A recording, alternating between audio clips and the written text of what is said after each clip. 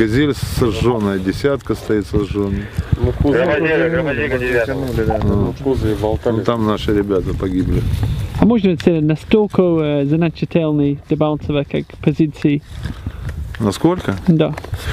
Ну, сейчас я считаю, что это очень значительно, потому что здесь практически, ну, сколько здесь сосредоточено? Я так думаю, 50%, наверное, всей армии украинской, да, и техники.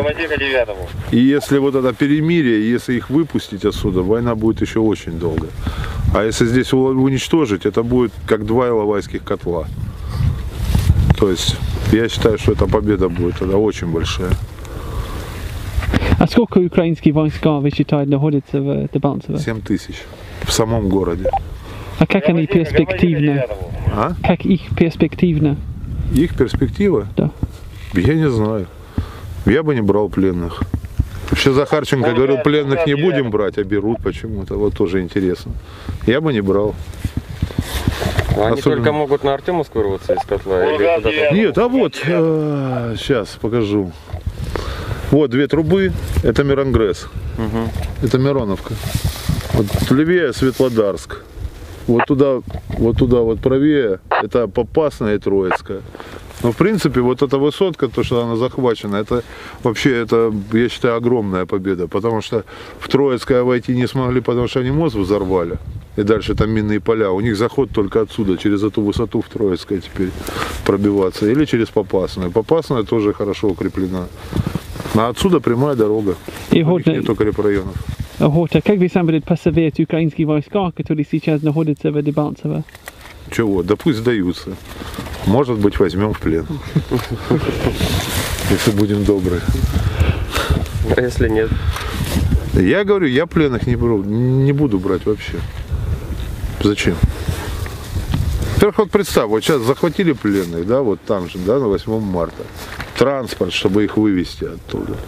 Сопровождение, и т.д. и т.п. И так людей не хватает, уже сколько положили. А тут еще с этим гемором таскаться. Нет пленных, нет проблем. А Дебальцево, в принципе, уже освободил. Положение там уже наш. Еще раз. Дебальцево уже, в принципе, освободил. На принцип, что ли? Ну да. Ну, конечно. А как по-другому? А положение там украинские войска сейчас и тоже... Там сейчас стоят каратели в основном. Там стоят территориалы, это Киевская Русь. Там стоит батальон Дон и Днепр стоит. И насколько я знаю, вот вчера я читал только в интернете, что они все перешли полностью под управление, они вышли из-под управления вооруженных сил Украины и перешли под управление Яроша, то есть правого сектора. Ну кто это? Это нацисты. Нацистов я вообще считаю в плен не взять. Солдат еще можно, ВСУшников, да? Ну, куда ни шло, их там также пригнали и все, да? А каратели зачем брать в плен? Фашистов кто берет в плен? Это правда, что они жителей города не выпускают? Не выпускают. Только за деньги? Не выпускают. Нет, за деньги я не слышал, а то, что они не выпускают, это однозначно. У нас у многих бойцов семьи в Дебальцево. И просто-напросто, во-первых, не сообщили, когда вывозили, да, коридор, когда открывали. Люди просто не знали про это. Во-вторых, просто-напросто, ну, они, короче, прикрываются людьми.